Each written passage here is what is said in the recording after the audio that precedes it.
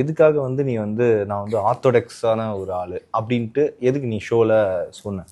ஆர்த்தடாக்ஸ்ன்னு நான் ஏன் சொல்லக்கூடாது? முதல்ல சம் ஃபேமிலியில் வந்து ட்ரெடிஷன்ஸை வாட் எவர் ரிலீஜியன் ஃபாலோ பண்ணுறாங்களோ அந்த ட்ரெடிஷன்ஸை ஃபாலோ பண்ணுற ஃபேமிலி தான் ஆர்த்தடாக்ஸ் ஃபேமிலின்னு சொல்லுவாங்க. ஓகேவா? நான் ஆர்த்தடாக்ஸ் ஃபேமிலியாக இருந்தாலுமே நான் பெரியாரிசம் பேசுகிற ஒரு பெண் தான். நான் அம்பேத்கர் பற்றி பேசுகிற ஒரு பெண் தான். ஒரு ஒரு ஐடியாலஜிக்கலாக ஒரு லெஃப்டாக இருக்கிற ஒரு பெண் தான். ஓகேங்களா?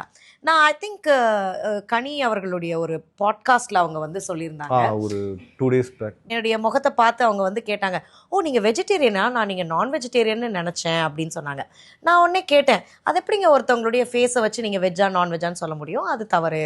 இன்ஃபேக்ட் நான் அவங்கள நாமினேட் கூட வந்து பண்ணேன் அந்த விஷயத்துக்காக. ஸோ அவங்க எனக்கு தெரிஞ்ச வீட்டுக்கு போயிட்டு ஷோவெல்லாம் பார்த்துருப்பாங்க போல்.